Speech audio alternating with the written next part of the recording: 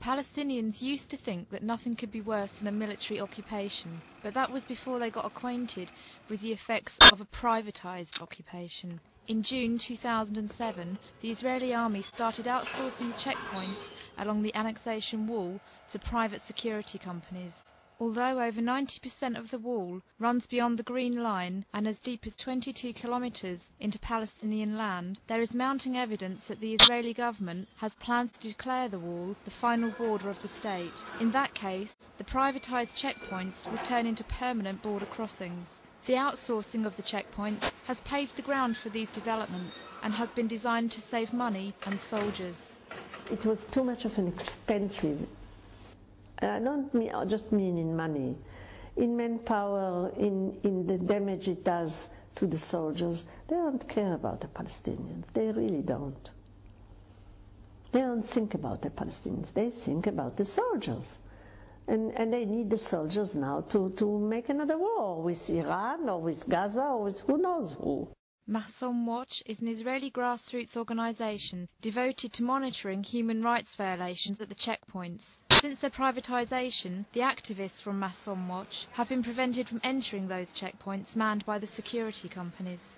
If they had nothing to hide, then they wouldn't prevent us. Why are they hiding there? What's happening there that we are not allowed to see? And you know, what crimes are happening there? Outsourcing the checkpoints means that the army and the state have also benefited from the fact that the private-owned enterprises are not directly accountable to the general public. As long as the soldiers were there, you had an address to complain. You know that the soldier has someone above him and someone above him, and there are ranks in the army, and you know who to complain to. In these private companies, you might complain to someone at the terminal itself, but he doesn't have to give us any answers. And it's a private organization, it's not the army. He doesn't owe anyone any answers, and he probably won't give any answers. And of course their contract can be taken away, so they will do it much harsher than the soldiers, because if anything happens, they lose the contract. Together with activists from Pasan Watch, we went to one of the privatised checkpoints at Ultrajo, near the West Bank city of Tulkarem. Hundreds of Palestinian workers cross this checkpoint every day at sunrise. During our visit, we spoke to relatives of Palestinian prisoners on their way to Israeli jails.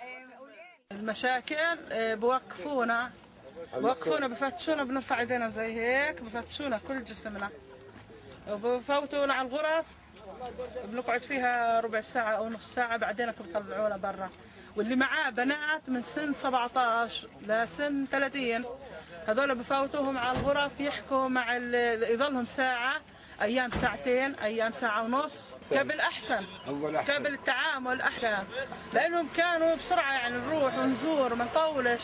وسطهم مترتبين وطن معكفين وطن. زي كل ما شيء مسافرين كيلو، زي ما שאנחנו יודעים, زي ما שהם מספרים כאילו. שקשה להם פה, קשה להם עם החברה הזאת. הם אומרים שהחיילים יותר נוח להם. Israeli companies like Shelek Lavan, Shmira Ubitahon or Modin Ezrahi are just a few of those involved in the profitable checkpoint business. In the case of Ultrajo, the company in charge is a Tel Aviv-based Mikud guarding security services and cleaning. After several attempts to get an interview with Mikud, the company refused to comment.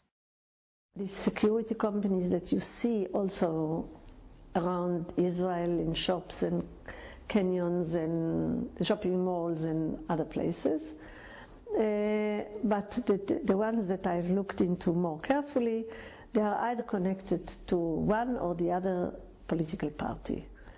And they have political connections, they have contributed money to political parties.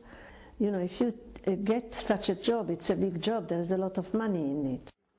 Palestinians crossing the checkpoints have almost come to yearn for the return of the soldiers, while the army claims that privatised checkpoints are more humane and will give a better service to their unwilling customers. But in the discussion of which kind of checkpoint is better, or indeed less bad, the main question, should these checkpoints exist in the first place, easily gets lost.